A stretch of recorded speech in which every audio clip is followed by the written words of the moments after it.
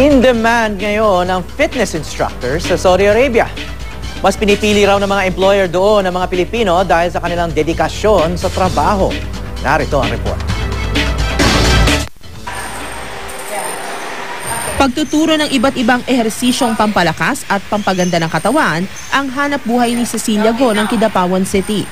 Ang mga tulad niya, in demand ngayon sa Saudi Arabia. Kamakailan, nagpahayag ang Saudi government ng pangangailangan ng 500 professionals, kabilang ang fitness instructors, tennis instructors at nurses sa lalong madaling panahon. Ayon sa Department of Labor and Employment, nakipagkasundo na sa kanila ang Ministry of Health ng Kingdom of Saudi Arabia. Mas pinipili raw nila ang mga Pilipino dahil sa kanilang dedikasyon sa trabaho. Para kay Cecilia, magandang oportunidad ito.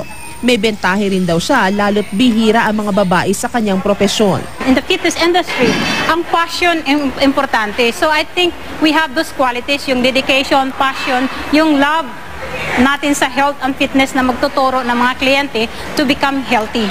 Para sa mga tennis at gym instructors, 35 years old pababa ang qualified na magtrabaho sa Saudi. Doon libre na raw ang pamasahe, pagkain at tirahan. Ang net income o take-home pay kada buwan aabot ng 300 riyals o mahigit sa 30,000 piso. Tuloy-tuloy ang one-stop shop ng Dole sa ARMM para sa mga aplikanteng gustong magtrabaho abroad. We have a contingent job spare. Of course, they can come to us, then we can assist them, we can refer them. And as much as we also link with the recruitment agencies. So para ma-match natin ang kanilang capabilities.